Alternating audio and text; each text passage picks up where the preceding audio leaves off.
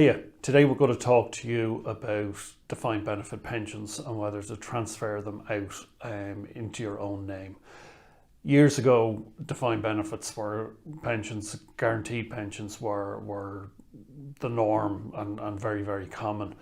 Less so now.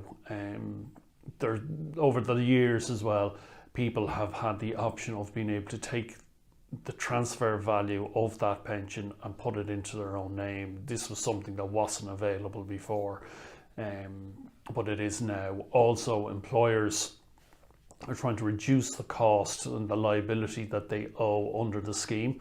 So sometimes they offer an enhanced transfer value, so a higher value than the actuarial value to it, to get you out of the scheme and basically off their books, so they don't no longer have a liability to you.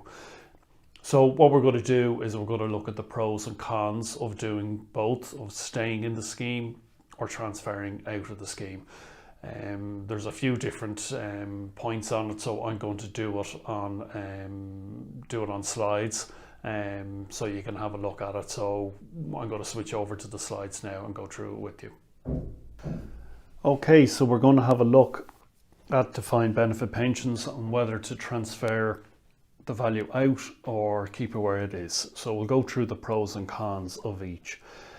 The first is staying in the defined benefit pension and what the pros are. The first one is the guaranteed pension is likely to be worth more than the transfer value. In that, I mean, if you go and try to purchase the defined benefit pension that you have in the market, it's unlikely that you'll be able to match it, especially if there's indexation involved in the pension. Your employer takes all the risks. So if the fund performance isn't what they anticipated, they have to put more money in. It's on them, not you. The employer will pay the cost of the running the scheme as well, so it doesn't cost you anything. Preserved benefit is revalued every year. So preserved benefit is the pension you've already accrued. That is basically increased in line with inflation every year, up to a maximum of 4%. Your pensions are now protected. Previously, where a scheme was insolvent, the retirees had priority over those who hadn't reached retirement. It generally left very little in the pot for those still working or with preserved pension benefits. That's now protected. If you've a pension less than 12,000, you get 100% protection. If it's between 12,000 and 60,000, you have 90% protection. So what are the cons? You may not be able to access your pension early. The trustees may say you can only access your pension from age 65. If you want to retire earlier, you have to come up with your own source of income and savings to provide you with an income over that period of time. Like we said, with the pensions being protected, if you've then retired, you don't have 100% protection if your pension's over 12% and you can over 12,000, and you can see a reduction in your pension if the scheme and the employer is insolvent. If the scheme deficit continues, if the scheme is in deficit already, and you don't take a transfer value and it only gets worse, then the transfer value may decrease if you look to take that transfer value in the future. So what are the benefits of taking the transfer value? One is you can access that pension early, anytime from age 50. So if you do want to retire early and access the full value of your pension, taking the transfer value may be the best route to it if the trustees won't give you the option of early retirement. It's likely that you'll be able to receive a higher tax-free lump sum. You can take up to 25% as a lump sum. Anything over the 200 is of course taxed at 20%. If the scheme is subsequently wound up, you're not exposed to that because you've taken your benefits out, so it has nothing to do with you anymore.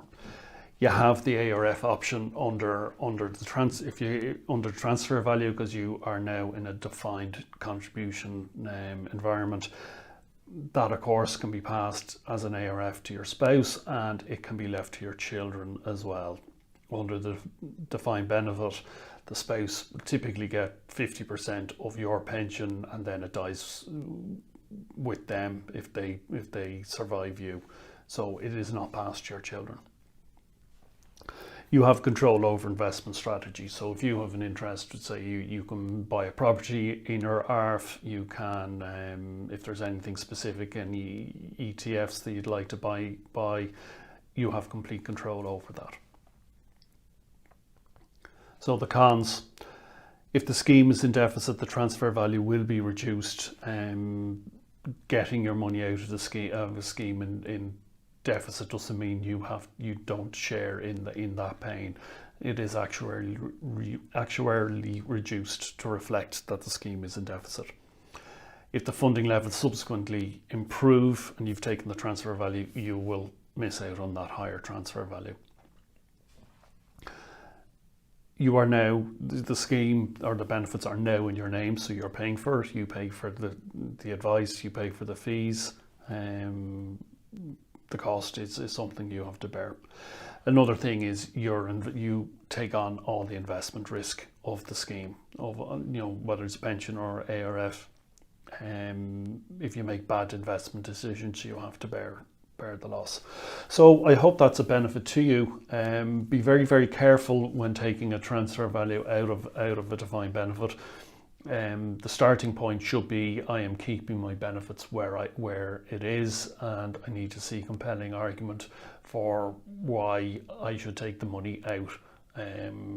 Be careful of advisors who are very think it's a great thing and don't do due diligence and provide you with a lot of information on it, because it can be quite lucrative taking those large lump sums out and into a pension.